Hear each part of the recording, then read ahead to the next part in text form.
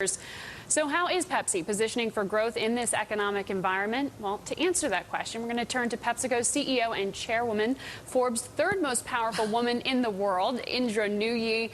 It's a heck of an introduction to get. What is it like when you're on those lists behind Sheila Bair and Angela Merkel? It doesn't make a difference. At the end of the day, I just like being CEO of PepsiCo. Lists, forget those lists.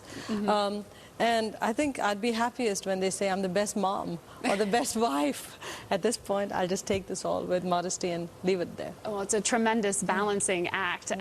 We just set you up with this report on how a weaker dollar is playing into international companies like PepsiCo. I mean, when you look at where the dollar is right now and the forecast for continued dollar weakness by many, how does that change your expectations for PepsiCo, because we see the street boosting profit forecasts? Well, we have been talking about constant currency guidance because in the past year, the dollar's behaved in sort of interesting ways, because as the deficits went up, as you saw the financial crisis in the United States, you would think that the dollar would weaken tremendously. It hasn't. It actually strengthened. So we realized that traditional macroeconomic rules are not playing out in today's world because we have one reserve currency, which is the dollar. So the best thing is to focus on a constant currency algorithm. So we've been focused on constant currency numbers. Our guidance was on constant currency basis, and if the dollar strengthens or weakens, that's going to just vary around the constant currency guidance. We've also seen tremendous fluctuations in the commodity markets, particularly the price of sugar really skyrocketing. How has that impacted the umbrella of PepsiCo's businesses?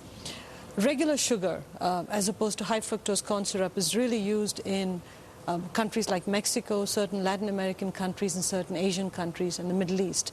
In most other parts of the world, we use high fructose corn syrup. So the price of high fructose corn syrup hasn't gone up that much. Sugar prices clearly have gone up. And where sugar prices have gone up, clearly, the input costs in those countries do go up, because where there's full sugar Pepsi, sugar prices go up. But diet Pepsi is also such a big part of our portfolio. So as the diet drinks grow much faster than regular sugar drinks, I think overall the portfolio still seems to be working. And those alternatives, as you just mentioned, to carbonated beverages, to sugary products, I mean, where is the American consumer headed right now? Because it does seem that there's been less consumption of bottled water and more of a turn away from sodas. The American consumer overall has cut back consumption of liquid refreshment beverages that are packaged only because the economy is in a downturn right now. So the overall packaged beverage category is down about 1 to 2% in volume. And within that, we are seeing a decided shift towards carbonated soft drinks in this downturn, because carbonated soft drinks actually are very affordable to all consumers. But interestingly, within the CSD category, the part that's growing faster than the full sugar part is the diet drinks. Diet Pepsi, Pepsi Max, these products are growing faster than full sugar Pepsi. In fact, I'd say across the entire beverage portfolio, diet products... We're going to have to come back in just 5 seconds. More with Indra Nooyi right after this. Welcome back to Bloomberg. We're here with PepsiCo CEO and chairwoman Indra Nooyi. You were saying right before the break that while soda consumption seems to be pulling back a bit, less of a decline in the diet segment of the business. That's right. If you look at the overall carbonated soft drink category, the growth in servings is, over the last 5 or 7 years, is about 3 to 5%.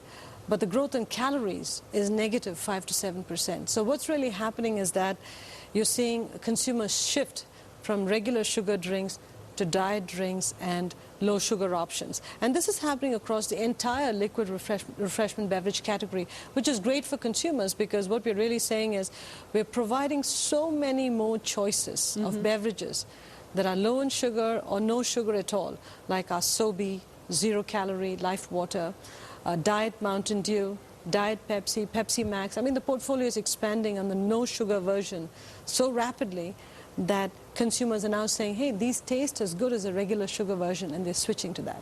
When you look at the environment we're in right now, we've been talking more about M&A activity resurfacing. It seems to be strategic at this point, sort of horizontal within the framework of the same industries.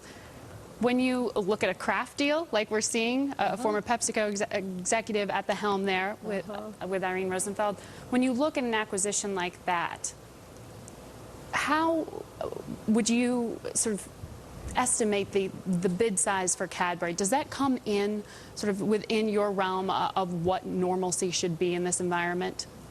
You know, I really can't comment on the Kraft Cadbury deal. All that I can say is Irene Rosenfeld is a very smart CEO. She's a good friend of mine, and I think she's one of the smartest people in the industry. So she'll figure out what she needs to do with Cadbury. So I'm really not going to comment on the Kraft Cadbury deal. Would you be looking at acquisitions, though, in this environment right now? There was speculation that perhaps Pepsi was interested in Dannon. You know, there was buzz out there. There's always speculation. When you hear something like that, do you dismiss it out of hand, or would you say we're open to acquisitions? Look, we have a very disciplined approach to acquisitions. And companies, when a company comes up on the market for sale, it doesn't surprise us because we've looked at all of them. But large acquisitions, especially transformational acquisitions, have to be looked at very carefully, because doing the deal itself is the easy part of the deal, of the acquisition process.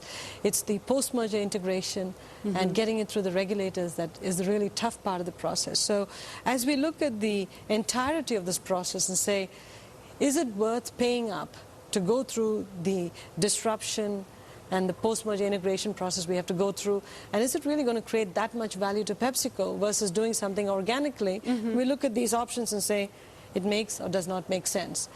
We haven't seen many transformational acquisitions out there that make tremendous sense to PepsiCo at this point. So what do the acquisitions of your two major bottlers do in terms of changing a relationship with the retailers who sell your products? Look, it's a vertical integration because they are our route to market. So in a way, when it's not an acquisition, it's a consolidation of our bottlers into the company. And basically what we're saying is, this is an era where this liquid refreshment beverage industry in the United States is shrinking. The profit pool itself is not growing. And to have three companies, all publicly listed, positioned as growth companies, fighting in a trough that's declining is not a good idea. So we just want to bring the profit pools together. We want to present one face to the customer. And we want to make sure that the beverage world, which is going to be filled with niche products, more health and wellness products going forward, we can control the distribution so it no longer, so that we are no longer at the mercy of public companies doing our distribution. All right. Thank you so much for making the time and coming into studio with us. PepsiCo's CEO and Chairman Indra Nooyi joining us here at Bloomberg.